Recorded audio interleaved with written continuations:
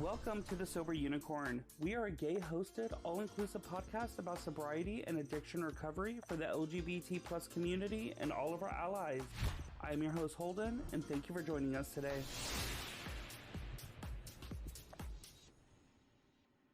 Well, hello, everybody. It's Holden back here again with the Sober Unicorn. I hope everybody's doing absolutely amazing tits. If you're not, you can always reach out to us here at the Sober Unicorn or to anybody that has shared the social media during their episodes.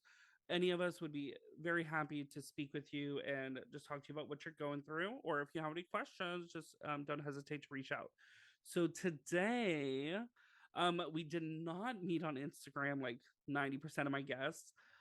This actually was somebody that was forwarded to me by a coworker, a very fine coworker, might I add. But anyways, so we've started talking a few weeks ago, and I was like, "Hey, girl, hey, you want to come on this podcast?" And she's like, "Hey, girl, hey, yes, queen." So here we are. Say hello to Leigha. Hello, Leigha.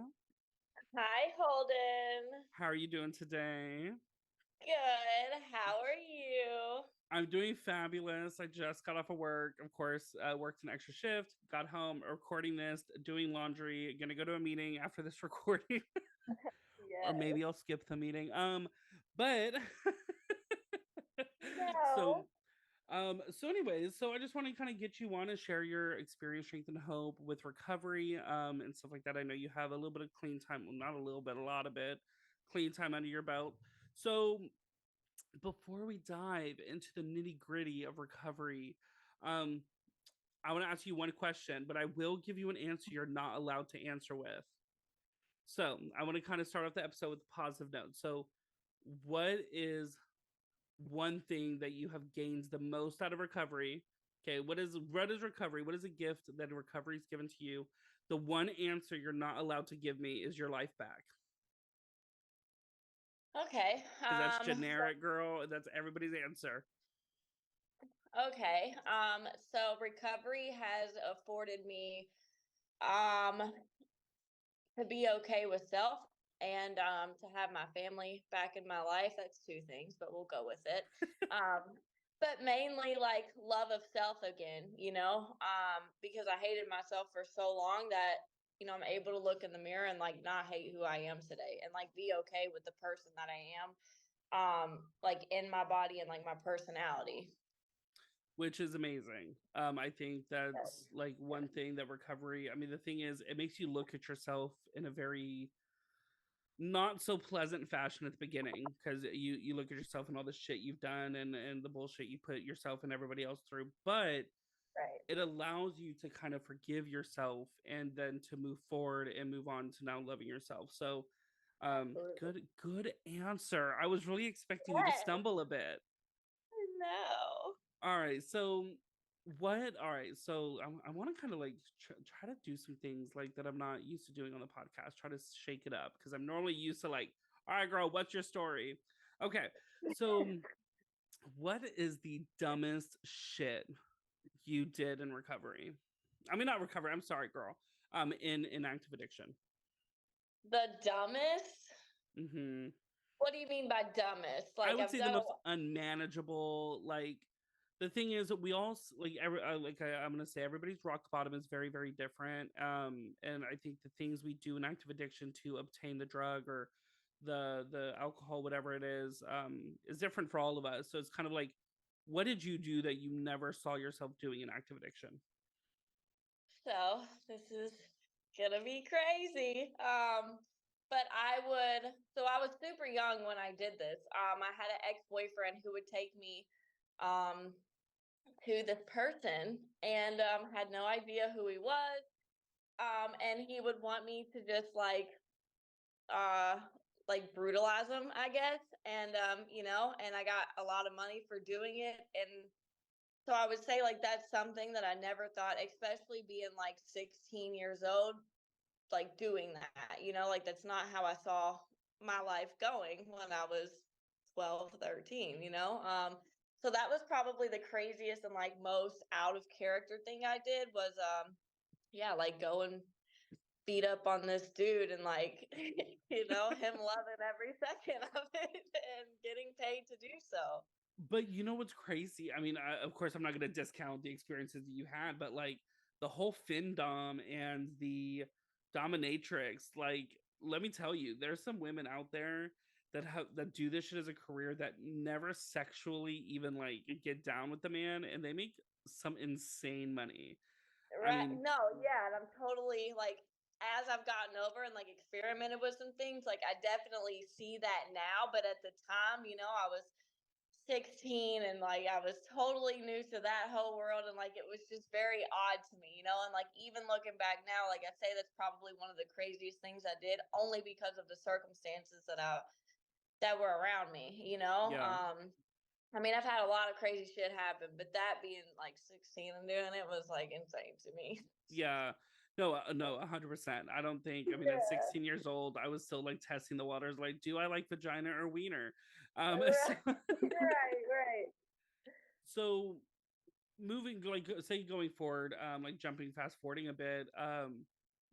What was a breaking point for you? So was it finally like your family coming to you, be like, okay, girl, you need some help, or was it you looking yourself in the mirror and being like, all right, I don't recognize this person anymore? So like my rock bottom is what you're Yeah, saying, right? kind of your Oh, turning point. so yeah, so my rock bottom was a few different instances in my life, right? So like, obviously people who know me, I had my eye shot out and with the BB gun point blank, and that was the start of like my rock bottom, because after that happened, the person who had did it, who I had been with for 7 years, ended up just vanishing and leaving without any trace or like any word of where he was going or what he was doing. And then from that point, it was like I had been doing drugs for a very long time before that, but I started doing them and doing like more things that I said I would never do, putting myself in situations that I would never put myself in before. I started, using it IV and, like, so it was a few different instances. So I started using the needle, I started prostituting myself a little more, not standing on the corner, but like going and having intercourses with people that were 2, 3 times my age. Being around people who were physically abusing me, stealing all my shit, and like just taking it because like I didn't really care at that point. And then I guess the final breaking point for me was at this point my family was already out of my life. Like they wanted nothing to do with me. But the breaking point for me was I was sitting on the side of the road and all I had was a suitcase full of clothes that my drug dealer had given me at the time. And like I was just sitting on the side of this road, like, what the fuck am I doing? And I had a friend who was in Florida, and I forgot how it happened, but she had talked to me and let me know that she could get me to Florida if it's something that I wanted to do and like get clean. And I just remember like sitting there and like weighing my options. Like I can sit here with my suitcase full of like the shitty clothes that I got from my drug dealer, or like I can go and like go try something different. And like I guess that was like my breaking point and like my first glimpse of like a spiritual awakening. Even though I had no idea what that was, but looking back, I can tell now. So it was like a whole bunch of things leading up to that point that like brought me to my bottom. For sure. And I mean, if anybody listening, I mean, of course, you don't see a photo of Leah, but maybe once she sends me a photo for the promo of the podcast. Um, the thing is, yes, I do not wish an eye being shut out to anybody. I do not wish that. Nothing you can do with it. But the thing is, Leah now has this fabulous, like fucking bedazzled ass eyeball that I'm trying to convince her to wear to work, but she won't do it. Um, Yeah, yeah.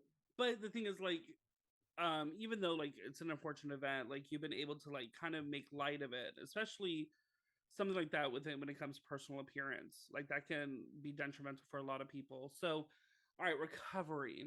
hmm let's see, where do we start?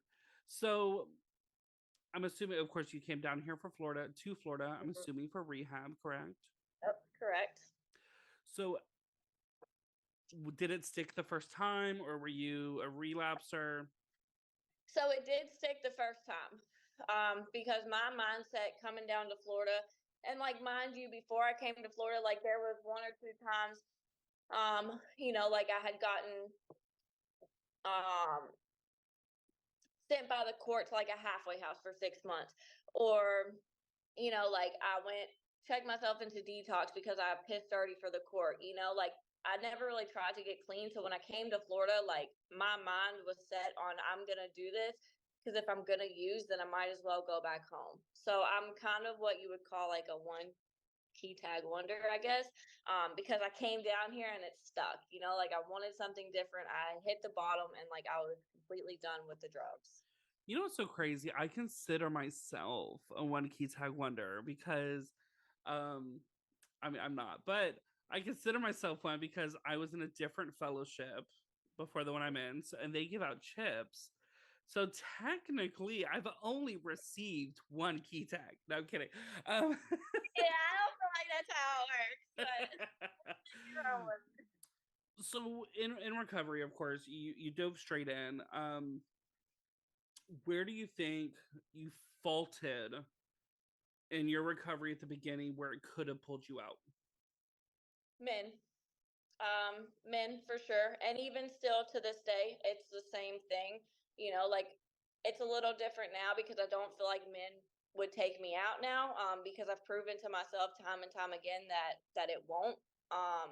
But definitely with men, because before drugs, my drug of choice was like men, and boys, and that even in school, like I strived to get attention from the boys in school. So definitely men. So what do you think? I mean, like you said, you proved yourself time and time again that it won't take you out. So like what mindset do you have to put yourself in before going into this endeavor with a male to make sure that you're in a safe place mentally? So honestly, it's all about my support group. My support group is super strong, and even when I got into like my first relationship in recovery, and even when I was kind of messing around in early recovery before I had the relationship, like I was 110% honest with my sponsor, and so that way she always knew what I was doing and she knew my patterns right from the start. And she knew that this was a possibility that like if something happens with me and this person, like it may take me out. So honestly, like just having that strong foundation of my recovery, having a lot like a few strong women in my circle who know me and know how I am, and when they start to see me act a different way, like being able to kind of intervene on that. So do you find yourself I mean, I don't want to go heavily into sex. I don't want to make the episode about that, but I mean I love sex. So do you find yourself sleeping with men in recovery more often or men outside of recovery? Men in recovery. Okay.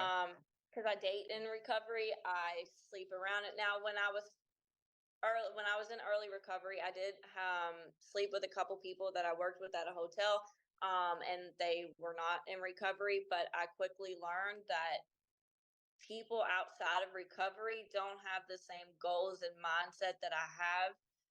So I don't really have a lot of friends or any friends for that matter that are outside of recovery. And it's just not something that like I don't want to date somebody who doesn't understand why I have to go to a meeting, you know?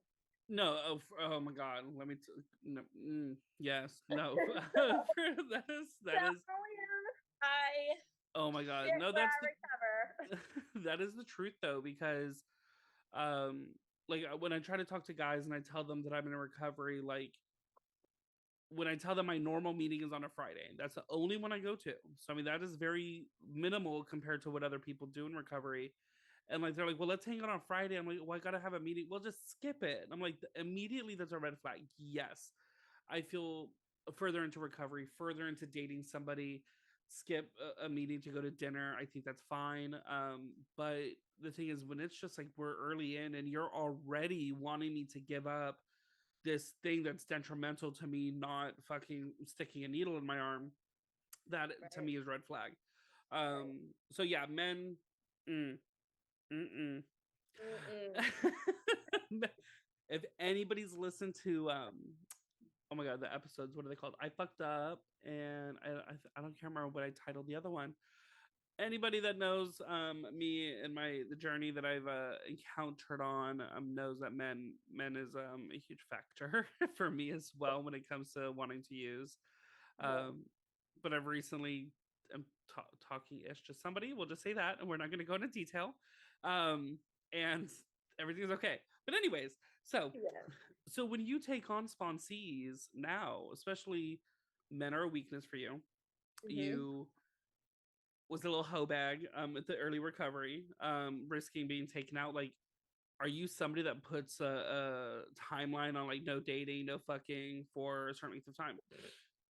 No, because I don't feel like it works. Like people, especially addicts, are gonna do what they want to do. And how I sponsor now is a lot different than how I sponsored a year or two ago. And I hated sponsoring for a long, long time because I would try to control the situation, and I would let my sponsees stress me out and make me so unmanageable because like they weren't taking my suggestions. And then I realized like I can't control every step of the way, and like I know how I was in early recovery, and like staying out of a relationship like wasn't in the cards for me. Mm-hmm. And like I stayed clean. The only thing I ask from my sponsees is to be honest with me. Yeah. And I feel like it's good too because they're not scared or ashamed to like tell me things. They don't feel like I'm gonna like down them or like give them a lecture or whatever it is, because they're in a relationship or they're seeing somebody. All I do is I can share my experience, strength, and hope on it because it's something that I have a lot of experience in.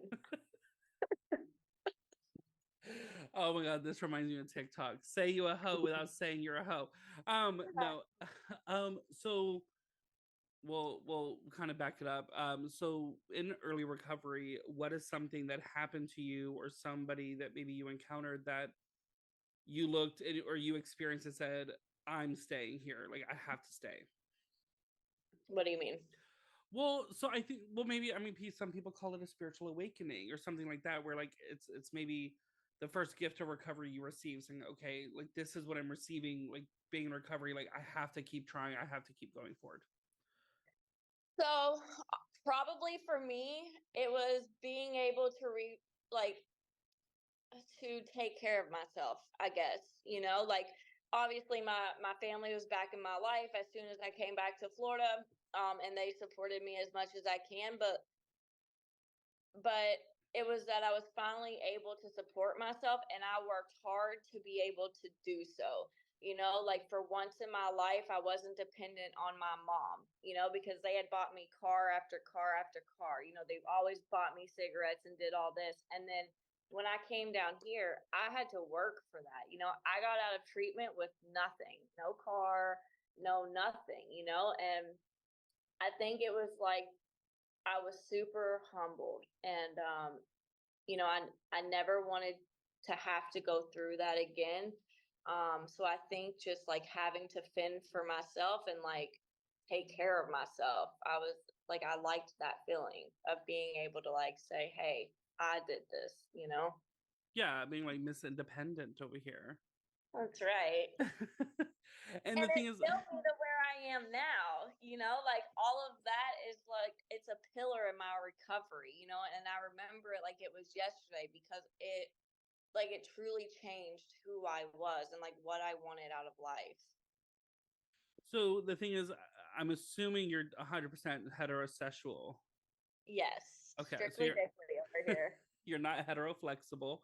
So No. the thing is, of course, being a female, of course, you love your gays, like all females, um, except lesbians. For some reason, they don't like us. No, so the thing is, you live in one of the most prolific gay areas of Florida. We're not going to name the area, but if you're in Fort Lauderdale, you're very aware of what it is. Um, like, how do you manage, like, kind of living in this party area? The thing is, like, Florida in general is a party state, but you're in a centralized area where it's party town. So I mean, when you first got clean, like how did you navigate all the partiness? So honestly, like it was trial and error. Like I had mentioned hanging out with a couple people that are outside of recovery, and like I went somewhere where they were smoking weed and doing these things, and I like I said, like I had something in my mind that like I don't want to do this. And when I was hanging out in those places, it crossed my mind of, oh, this used to be fun for me. Like, why can't I do this now? And as soon as that happened, I no longer put myself in situations like that. So it's really just like avoidance of those areas, and not putting myself in situations to where I'm going to be triggered, and not like taking myself to clubs or like to bars or whatever it is, that I know shady things are going to be happening at. Like, I just avoided it, and like I went to meetings instead, and I hung out with people in recovery, and I went to my halfway house, like I did other things other than going to like those areas that I knew things that I didn't want to be doing were going on.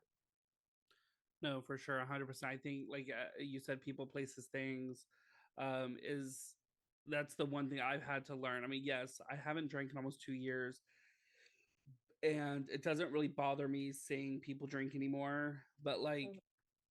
it's, oh my god, what is the freaking term? You hang around at a place too long.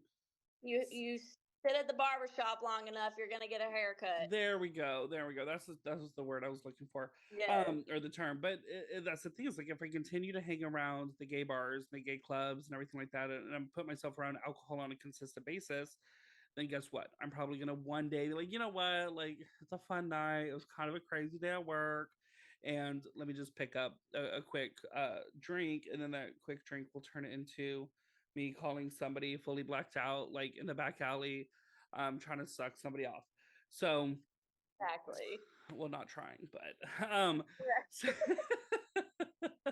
so if you could flip it and reverse it in your recovery, what is one thing you did in, say, within your first year that you wish you did differently?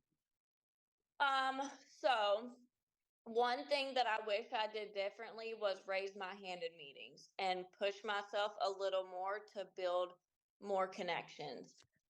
Because like, granted, I had my sponsor, I had a couple good friends in halfway. But like, I didn't raise my hand in meetings because I was so ashamed, and like I didn't love who I was. Like, I came into recovery with one eye, like I didn't even have a fake one. So I was very like ashamed of who I was and didn't want to be seen. But like, that's something that I wish I would have done, because now, even today, with almost 5 years clean, like I won't raise my hand in a meeting, due to that fear, and it's not great, and it's something that I do need to work on. But that is the one thing that I didn't do that I wish I would have listened to my sponsor about. Yeah, but now when you go to a meeting, you have this brand new expensive ass sparkly eyes. I don't know. It's just a part of me. It's just like, I don't know, So you need to raise your hand and be like, "Look at this eye, bitch." I know. I know. Trust me, it's something that me and my sponsor are working on together. And yes. So before we come to a close, um, what would you recommend to somebody, um, in their first, let's say, first 30 days? Okay. Like, what I would recommend they do. Yeah, I mean, not the generic, like, go to a meeting, find a sponsor, go to 90 and 90, but like, what is something you recommend somebody to do in early recovery, in or outside the rooms? So, honestly, like, find somebody that you can be 100% honest with, without fear of like being judged, because that's been a pivotal part in my recovery. So being finding someone who you can be honest with. And then another thing is like finding a crowd that you connect with, so you don't feel so alone, because I think a lot of the reason why people go out and relapse in early recovery is because they feel alone. Like they don't feel any different than they did out there using, because they don't find their crowd. So like, explore other options. Like, if you go to a meeting and you don't like one, go to a different one. And don't make excuses, like, oh, I don't have a car, I can't go to this meeting. Bullshit. Like, I didn't either, and I got to meetings. So like, don't make excuses, be honest, and like, find people that you connect with. All right, and what would you tell the person that's still out there in the streets, um, using? Um, ooh, that's a hard one, I feel like. What would I tell somebody who's out in the streets? I mean, I'm gonna be a little generic here, but like, you don't have to live that way anymore, and like, honestly, I know what I needed to hear was what did I need to hear? Just that, there is a better way out there, and like you don't have to feel how you feel in that moment, like you don't have to feel like there's nothing to live for, you don't have to feel like you don't have the world anything to offer because you've ruined your life and you're a drug addict. Like, that's bullshit. Like, you do have something to offer. Drug addicts are some of the most successful and understanding and compassionate people, and like, for the people out there, like, you're putting your talent to waste. Trust and believe, if you could be homeless or broke and jobless and still find drugs, you could be clean and like get your shit together and be successful as Fact, well. I mean, fact. like we find our ways around shit. Trust me and believe. I see people in recovery lose their jobs, and like they have an apartment, they have a car, they have all these bills, and they're like, I'm good, don't worry, I'll like things will work out. And I'm just like, oh my god, like to me I would be like losing my shit. I tell my mom and stuff all the time that being a drug addict is my biggest asset because it taught me so many good things. I know how to survive. I know how to hustle. I know how to manipulate in a good way. Like I have all of these assets because of what I had to do in the streets while I was using. So like when we put that to good use, the things that we can accomplish are like out of this world. That is very true. Well, thank you so much, Leah, for joining us today. I hope you have a fantabulous rest of your day. Thank you. Thank you again for listening to today's episode. Hit that follow button to be notified about new episodes every week. If you'd like to reach out to us, you can find us on Instagram at The Sober Unicorn Podcast or on our website at thesoberunicornpodcast.com. There you will find our episodes as well as our very own sober-owned shop featuring products from small businesses that are sober-owned. And remember everyone, don't be normal, be a unicorn, but better yet, be a sober unicorn.